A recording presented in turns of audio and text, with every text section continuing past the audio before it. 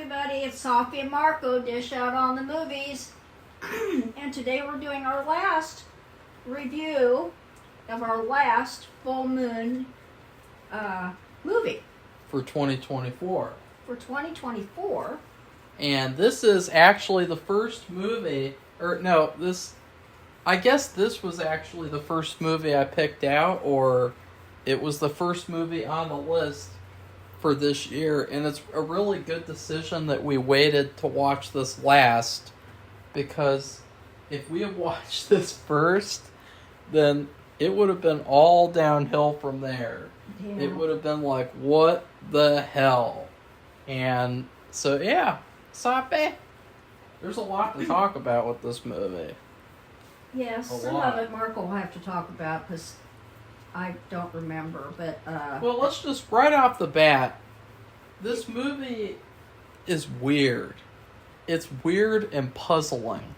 Like, I think that puzzling and kind of messy, too. It's a messy movie. It's called Bloodstorm. There's never any Bloodstorm in the movie. No, wait a minute, it's called Subspecies 4 Bloodstorm, because I just looked up the word Bloodstorm. What does that have to do with anything? It has a lot to do with it, because if you look it up, if you just look up the word Bloodstorm, it's an arcade game. I didn't say that it wasn't called Subspecies. Okay. Oh, God. Okay, so this movie, I don't know what Safi's doing, too. She's doing something really weird. I'm listening to you. You're doing something really weird. And people can hear it, too. No, they can't. Yeah, they can. No, they can't. I can see it registering on the voice memo. Oh, okay. So, anyways, this movie starts off with a really frustrating opening if you like the last two movies, because the sister, Michelle's sister, her friend, and then that other guy, they die in some kind of way off screen, and then her body just flies out of the car, and she's taken away by these new characters, and it's just so weird, because, like, why would you do that? Like, why would you get rid of these pivotal characters? Like, I could see 2 out of 3 of them, maybe, like, just keeping the sister, but they got rid of the sister, too. I was so shocked. Like, what a waste of time, like, the past 2 movies were if you were just going to get rid of those characters. Like, you could actually skip parts 2 and 3 and just watch this. Almost. Well, and when right? What happened was they died in a car wreck. And the girl who was made into the vampire by Radu, she was in a body bag. I already mentioned. Well, anyway, so I thought that because they didn't show the accident, they showed the aftermath of the accident. I thought it was because Radu had come back to life, or his vampire friends had caused the accident. Yeah, I was really confused why they were in a car accident. Yeah. It was so out of nowhere, so stupid, and it felt really kind of bizarre. And then they had this weird thing where it was like a montage of all the first 3 movies, and it was like the opening credits sequence. I'm surprised that Safi hasn't mentioned this, because it was so fast. You know, it was like you could get motion sickness. And so it's like Safi has motion sickness, and I thought, I'm surprised Safi didn't throw up, because it was like a trip or something. Like, it was really weird, like MK Ultra mind control. Well, I looked at it and I thought, what's that? What was happening there? What was that about? It's literally like 0.1 seconds of footage constantly for like 2 whole minutes, and then Subspecies 4. And it's like, holy shit, that is really bizarre. And well, I appreciated the fact that, even though I didn't understand it, neither did Marco, that they at least showed a little bit of who was in that last movie at the end. Yeah, a little bit. I like that. It made it come together. Yeah, I like that movie, because it was what Trancers 3 should have done. Yeah. to connect more and to make you caught up. And it was real easy for them to do that. I mean, it was very simple. The weird thing, though, is that they hinted at the subspecies being in this movie and bringing Radu back to life, but the subspecies are nowhere to be found in this movie, which is weird because the movie's called Subspecies and the subspecies are never in the movie. I just think that they kept the title, that part of the title, for consistency. It's a great title. Consistent. It's a great title, but if you think about it, it really doesn't make any sense when it comes to this series. Those creatures are hardly in it. Are like a footnote in the series. It would be like if you made a Dracula movie, and I said this earlier, it would be like if you made a Dracula movie and called it Vampire Bats, and then and then Vampire Bats aren't even in the movie. You know, like it's so nonsensical, it's not even funny. And speaking of nonsensical, for some reason, now Safi agrees with me, but, you know, Vampire Journals, we reviewed that, I think, in 2022? Yeah, I think so. I don't remember it. It's like a million years ago. Well, I remember it. I know. It's just like a whole different universe. And I loved that movie. I loved it. I thought it's honestly the best movie of the Subspecies series, which is kind of funny because it's not even a Subspecies movie. But for some reason, they decided to do a crossover with Vampire Journals. And see, I pictured a completely different movie than what we actually got. I pictured the main hero of Vampire Journals and his love interest coming into this world, interacting with the sister and those guys, and defeating Radu. And instead, we got this weird movie where it's not the hero of Vampire Journals, it's the villain. And this is a prequel to Vampire Journals, which makes even less sense because Vampire Journals already came out. So you know that Ash and his girlfriend aren't going to die in this movie. So they're literally there for no reason at all, except for like if people really, really like those characters. And I've never seen like any acclaim for those characters. Like, I'm not in a Full Moon movie group on Facebook, but I am in a Puppet Master group. And nobody ever talks about Ash from Vampire Journals. You know, so you could have taken him and his girlfriend out of the movie, and it would have made no difference at all. No, not really. They could have edited that out, but I just think I don't know. They must have had a reason. I just haven't figured it out. I haven't figured it out either. That's the thing with these Full Moon movies, is that they give you so much that you have to figure out yourself, like behind the scenes wise. Like, the story choices don't make sense logically. They do. At least they made, in this movie, they made a few connections with the previous movie. Yeah. They made another connection, too, that comes up, which, through a character. And it wasn't really, it was kind of almost like people liked that character and they wanted to bring it back. It, meaning it's a vampire now, but not an obvious one, like a lackey vampire who's at the mercy of more powerful vampires. It's not that he's a bad character. It's just that it was such a strange choice because I assumed if you're doing a crossover, it's because the main guy from Vampire Journals, he's going to come and kick some ass. And I thought we would have some epic fight scene between Radu and that guy, and it would be like a highlight, like vampire versus vampire. But nope. No.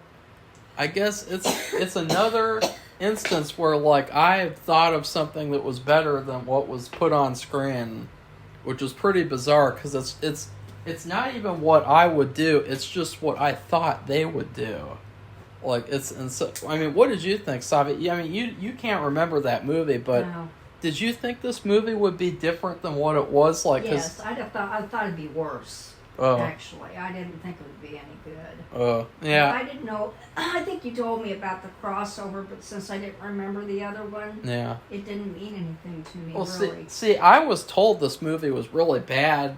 Really? I was told this is the worst one of the series.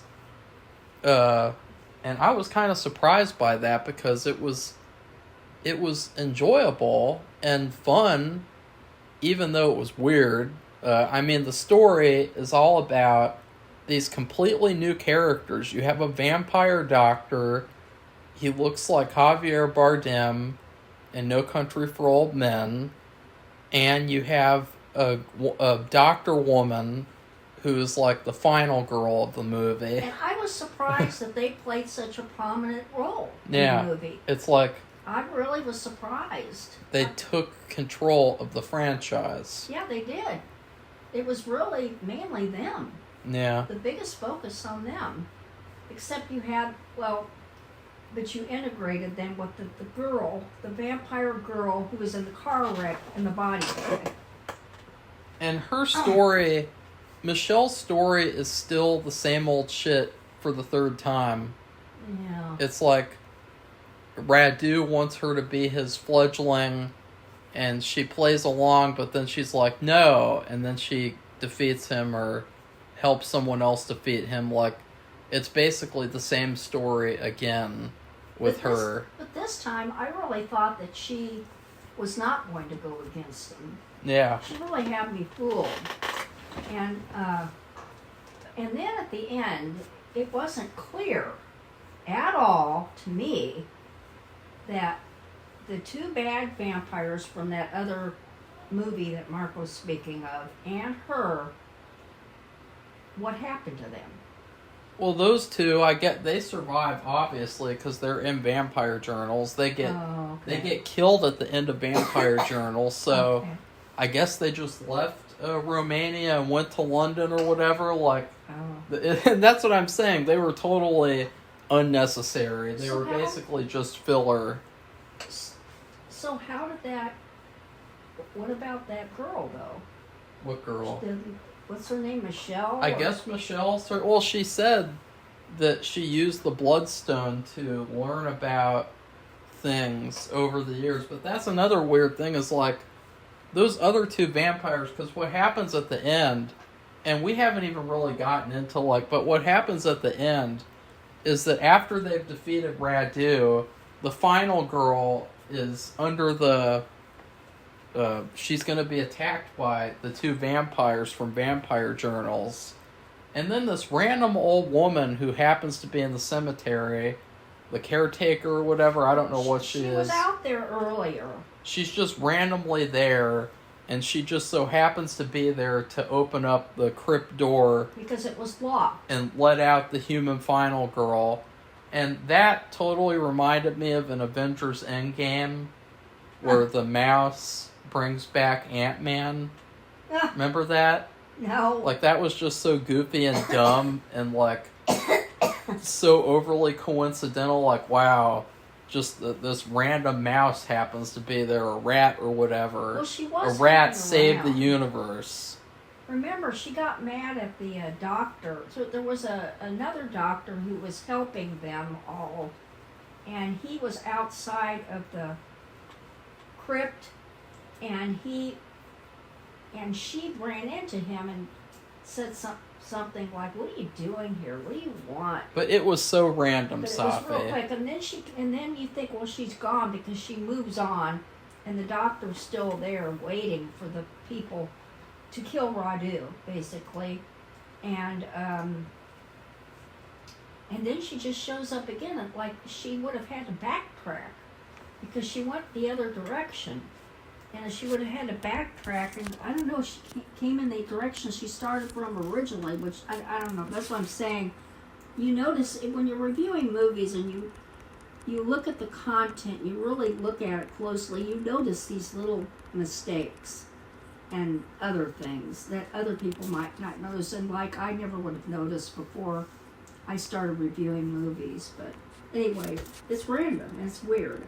So like Marco said, the movie has some weird sequences, so But at least there was a survivor, because I wasn't even sure there was going to be a Well, survivor. but as I was trying to say, at the end, after the human final girl has escaped, which she just escapes and runs off into the woods, so maybe she'll get hit by a car or something. And then she doesn't? and then Michelle is still there in the crypt, and she still has the Bloodstone. So why wouldn't those two other vampires take it from her? That's what I didn't understand. I guess they just ran away, and they left her with the Bloodstone. Which is weird. And she does a narration saying that she got to use the Bloodstone and she's still alive or something. It's really, really weird. Such a weird, puzzling way to end the Subspecies series. But I will say, even though it was weird, I really enjoyed the movie as a vampire movie.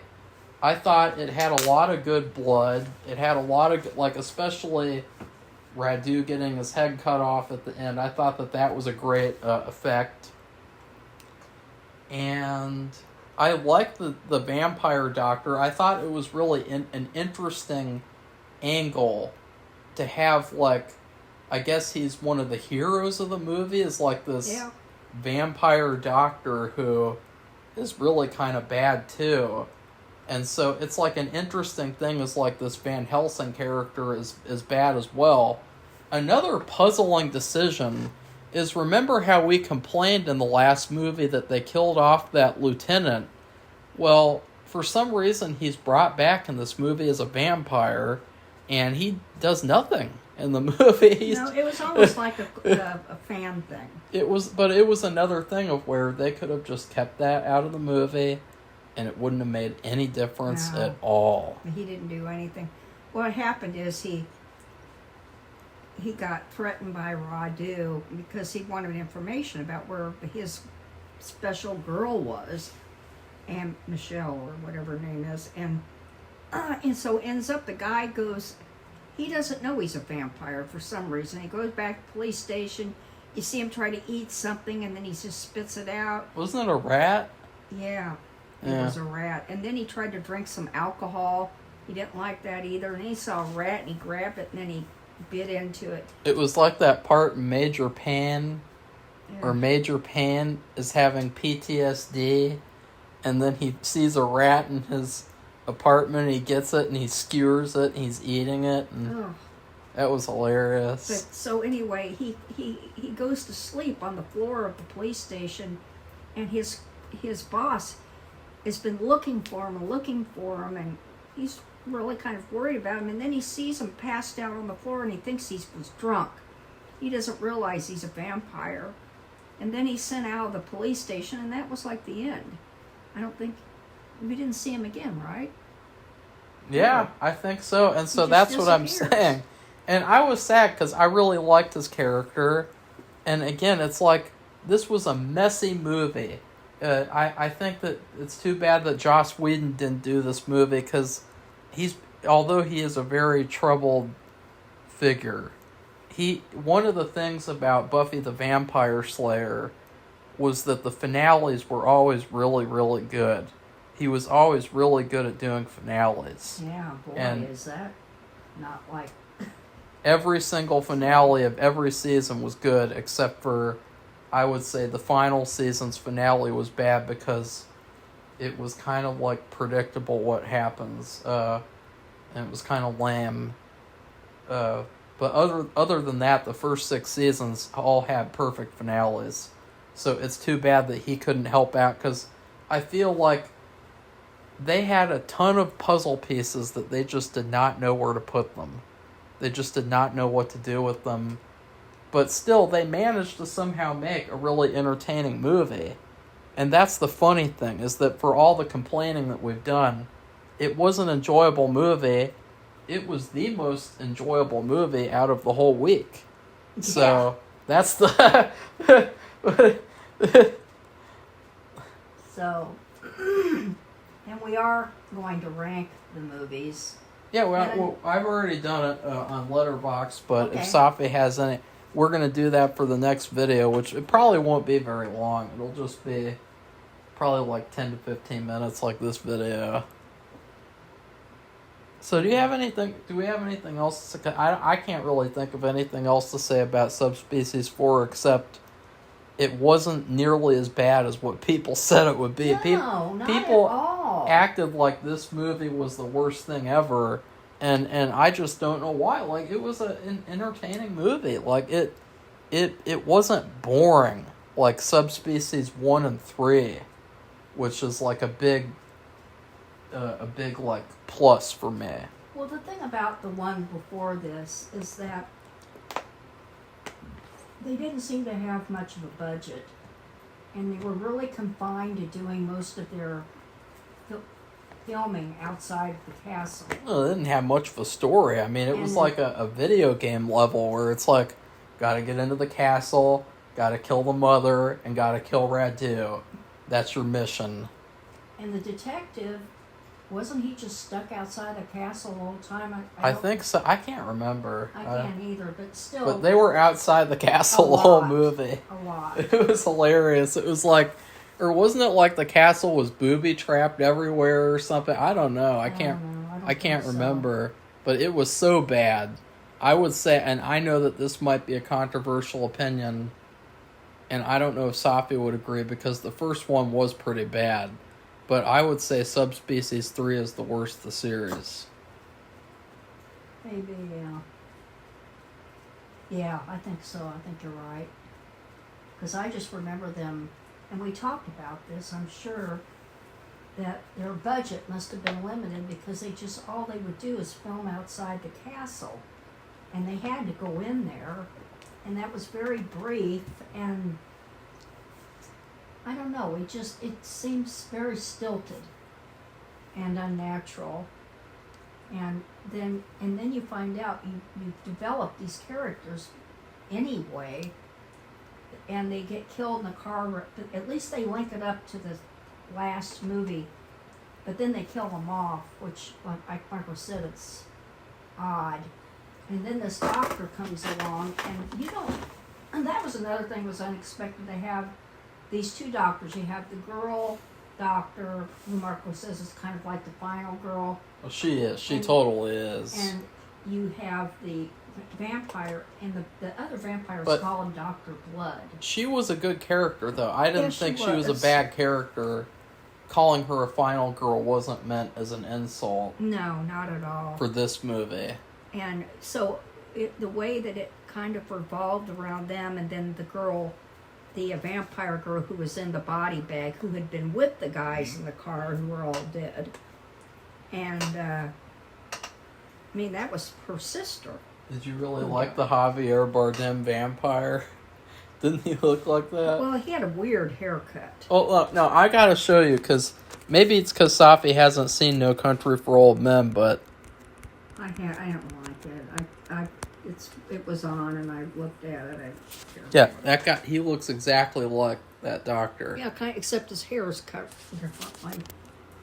And he wears like a broom. His hair looks like a broom, like a whisk broom or a straw broom. And it was funny, he talked about romance, and it's just hilarious, like... Not the color, but the cut. He talked about, like, having a romance with his students or something, and it's just hilarious. It's like, is that how it is in Italy? Like, you have these... in Italy. Or wherever... not Italy, but wherever it was, like... Is that where it's like in, like, Romania? You have, like, people like that, and they're hooking up with their students. Well, that happens here, and I know for a fact.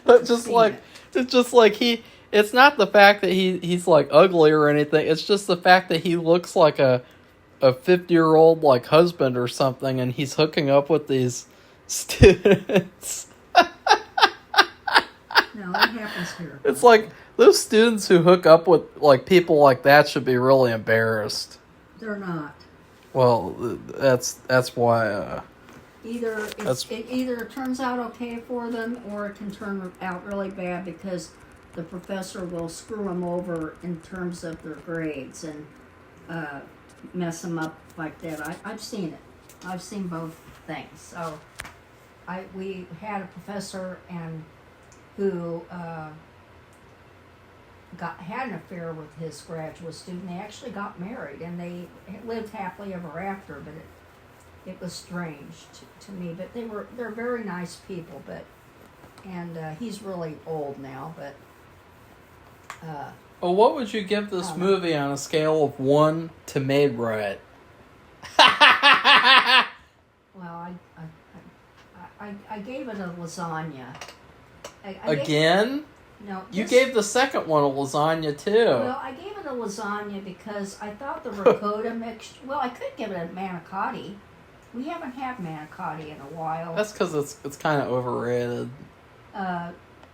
Manicotti is, you have the spaghetti sauce, which I make like a spaghetti sauce that you can have with lasagna, spaghetti, and manicotti, and maybe other stuff too. But that's what I've used it for. And then you cook these. They're very big noodles, and then you make this cheese mixture. And you stuff the noodles with the cheese mixture, and then you cover those noodles with more sauce and cheese, and like Parmesan, and the noodles that you have their stuffed with, like what you would do with ricotta, a mixture of ricotta. And so I haven't made it in a while. And so anyway, I thought the doctor and the girl were kind of like refreshing in a way, because it was different, and it was, I don't know, it was just different, and you didn't expect it. And then this undercurrent, the basic is the ragu, the sauce in the bottom, and then on the top, when you put more sauce, so you have these other vampires, you have ragu, and then you sprinkle some Parmesan cheese on the top, and you have to cook it just right, because, the noodles are already cooked, pre-cooked, like lasagna. Sometimes they could get cooked a little bit over some of them and be not edible, in a good way, and it just kind of reminds me of that. It's a finished movie, although there were some puzzling things, and about it, which like manicotti or lasagna or anything, you can have certain things that may not be perfect about it's messy, like when you cut it up, like lasagna, when you cut it up in squares, it's not perfectly squared. And that's kind of like this movie, because like you said, the two characters from the other movie series, they're in the next movie of their series. And that came out before this. And they just disappear. Yeah. And then the girl, the vampire girl, the Michelle girl, she's holding the Bloodstone, but they never show her again. And so it kind of reminds me of those kinds of. And then the doctor girl, but the man, the blood, Dr. Blood, who the vampire refers to, this other vampire doctor, he dies, unfortunately. But anyway, that's what it reminds me of. So what did you rate it? Dr. Javier Bardem. Well, I thought it was very apropos for the lunch I was eating, because there were several very puzzling choices. And so I had a turkey and Swiss sandwich, but the weird thing that I did was I toasted the bread, but I didn't put it in the microwave.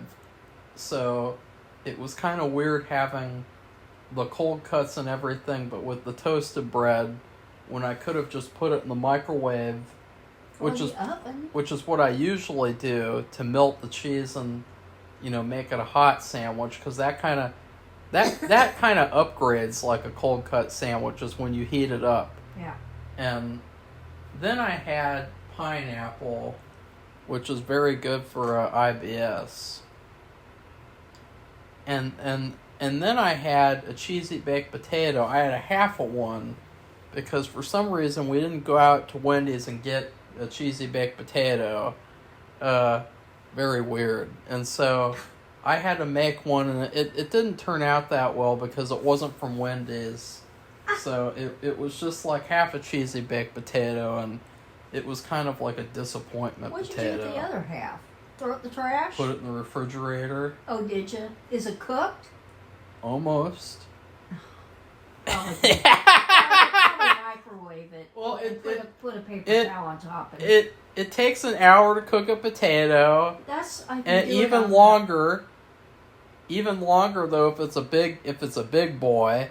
And it was a big boy potato. Yeah, big boy and I was sick and tired of waiting to eat lunch, and so I just got it out and ate it. Oh, Marco. And could have just gone to Wendy's. So it was a very strange lunch. Bad boy. Very strange choices. Wendy's could have saved the day. And so that's what this movie was. It was like very strange choices, but still kind of an enjoyable meal, except I wouldn't make a cheesy baked potato at home again because Wendy's knows best. At least in that department. Hopefully still knows best.